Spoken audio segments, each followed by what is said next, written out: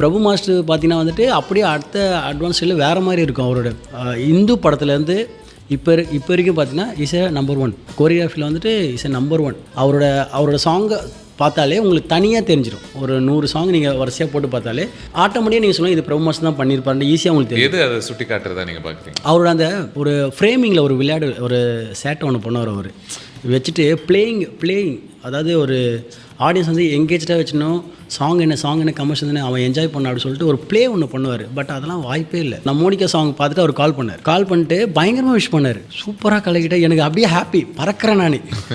அதாவது ஐக்கானாக நினைக்கிற ஒரு மனுஷன் வந்துட்டு சொல்கிறப்போ அவ்வளோ ஹாப்பியாக இருந்தது. அது நான் ஒரு இன்டர்வியூவில் சொல்லியிருப்பேன். மோனிகா சாங் வந்துட்டு பிரபு மாஸ்டர் பண்ணியிருந்தாருன்னா எப்படி இருந்திருக்கும் என்னோட தாட்டில் வந்து அப்படி தான் நான் ஒர்க் பண்ணியிருப்பேன் தவிர. ஆமாம், எனக்கு அந்த மாதிரி ப்ளே தான் பிடிக்கும். ஆனால் பிரபு மாஸ்டர்லேருந்து ஒரு சின்ன ஐடியாஸ்லாம் எடுத்து அந்த மாதிரி தான் ஒர்க் பண்ணியிருப்பேன். அதே பிரபு மாஸ்டர் பண்ணியிருந்தானா வேறு மாதிரியாக பண்ணியிருந்திருப்பேன்.